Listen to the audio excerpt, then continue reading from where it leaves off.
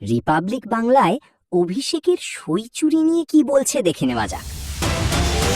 তৃণমূল কংগ্রেসের বিধায়করাই অভিষেক বন্দ্যোপাধ্যায়কে ফাঁসিয়েছে। তৃণমূল কংগ্রেসের বিধায়কদের অভিযোগের ভিত্তিতেই স্পিকার নির্দেশ দিয়েছে সিআইডি তদন্তে। সিআইডি বের করে, আরে অভিষেক বন্দ্যোপাধ্যায় তো সই চোর। ওই গান আছে না, সই চোর সই চোর, অভিষেকটা সই চোর। সোশ্যাল মিডিয়ায় হয়তো নতুন গান বেরোবে, ফাইল চোর মাছ চোরের মতন, সই চোর। অভিষেকটা সই চোর কিনা আজ তার জবাব চায় বাংলা।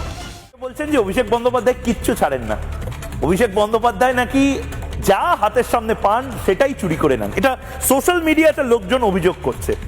সোশ্যাল মিডিয়ায় লোকজন এটাও বলছে যে অভিষেক বন্দ্যোপাধ্যায় বড় বড় জিনিস এবং ছোট ছোট জিনিস যা হাতের সামনে পান নিয়ে নেন। এই যেরকম পুলিশের টিভি, অভিষেক বন্দ্যোপাধ্যায়ের বাড়ির সামনে পুলিশের যে সিকিউরিটি ছিল সেই সিকিউরিটি উঠিয়ে দেওয়া হয়, কিন্তু পুলিশ অভিষেক বন্দ্যোপাধ্যায়ের বাড়িতে যারা নিরাপত্তার দায়িত্বে ছিল তারা একটা মনিটর ব্যবহার করতো, যেটা সিসিটিভি গুলো দেখতো তারা। অভিষেক বন্দ্যোপাধ্যায় চাইলেই ভদ্রতার খাতিরে সেই টিভিটা ভবানীপুর থানায় গিয়ে দিয়ে আসতে পারতেন। অভিষেক বন্দ্যোপাধ্যায় টিভিটাও ছাড়েনি। অভিষেক বন্দ্যোপাধ্যায় সোশ্যাল মিডিয়া বলছে টিভিটা পর্যন্ত রেখে দিয়েছিল বাড়িতে, পুলিশকে এসে দরজা ধাক্কিয়ে সেই টিভি নিয়ে যেতে হয়। সেই ছবিটা একবার আমি ফুল ফ্রেমে দেখানোর জন্য বলবো, টিভি পর্যন্ত ছাড়ে না অভিষেক বন্দ্যোপাধ্যায়, অন্য কিছু ছেড়ে দিন, টিভি। এই সেই ফুল ফ্রেমে ছবিটা দেখুন, অভিষেক বন্দ্যোপাধ্যায়ের বাড়ির থেকে টিভি নিয়ে চলে যায় পুলিশ, কারণ অভিষেক বন্দ্যোপাধ্যায় টিভিটা পর্যন্ত ছাড়েননি। হয়তো এই টিভি বেচে দিত, কিছু একটা করত। অভিষেক বন্দ্যোপাধ্যায়ের এই মুহূর্তে অবস্থা যা, আলপিন থেকে এলিফ্যান্ট যা পাবে তাই নিয়ে নেবে, কিচ্ছু ছাড়বে না।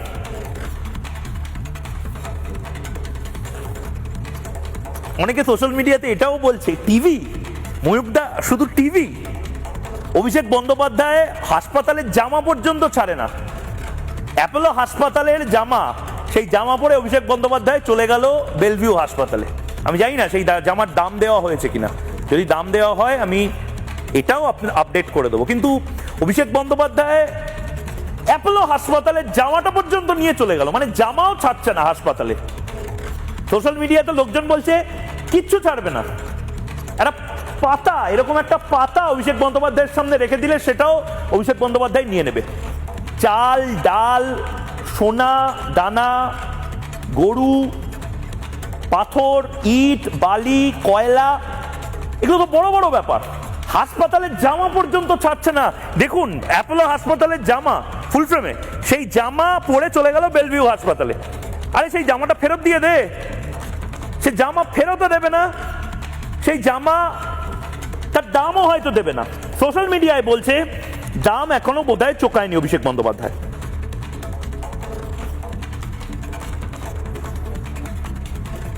ব্রেকিং নিউজটা একবার আমি নিয়ে নেব।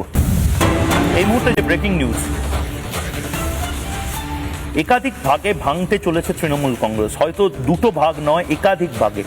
৮০ জনের মধ্যে থেকে ২০, ৪০ এবং ২০ এই ফর্মুলাতে হয়তো ভেঙে যেতে পারে। ৩ ভাগে ৩টে তৃণমূল কংগ্রেস হতে পারে। একটা সময় কংগ্রেসের ক্ষেত্রে আমরা দেখেছি যে বাংলা কংগ্রেস, সোমেন মিত্র কংগ্রেস, প্রিয়রঞ্জন দাসমুন্সির কংগ্রেস, পরবর্তীকালে তৃণমূল কংগ্রেস, এরমভাবে বিভিন্ন ভাগে কংগ্রেস ভাগ হয়ে গেছিল বাংলায়, একাধিক ভাগে। সেরমভাবে তৃণমূল দলটা ভাঙতে পারে।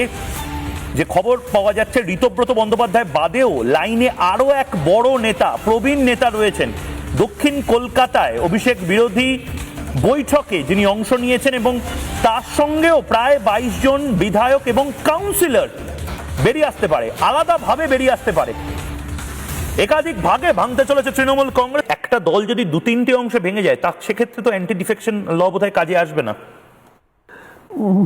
তৃণমূলের কোথায় গিয়ে ওরা কত টুকরো হবে সেটা তৃণমূলের ব্যাপার, এবং যারা এই পুরো বিষয়ের মধ্যে আপনি ডাকবেন কিভাবে?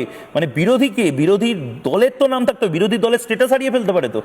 দেখুন, তৃণমূল হচ্ছে আমাদের এই রাজ্যে লক্ষ্মীর ভাণ্ডার চালু করেছিল। তখন একটা সময় আমি বলেছিলাম যে কেউ বলে না, আমি তো নয়, যে এই রাজ্যের একমাত্র অলক্ষ্মী হচ্ছে এই তৃণমূল কংগ্রেস।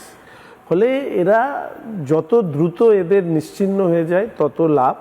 আর এখন যা ওদের অভ্যন্তরে চলছে সেই নিয়ে আমি একেবারেই এই ব্যাপারে আমার নিজস্ব কোনো আগ্রহ নেই।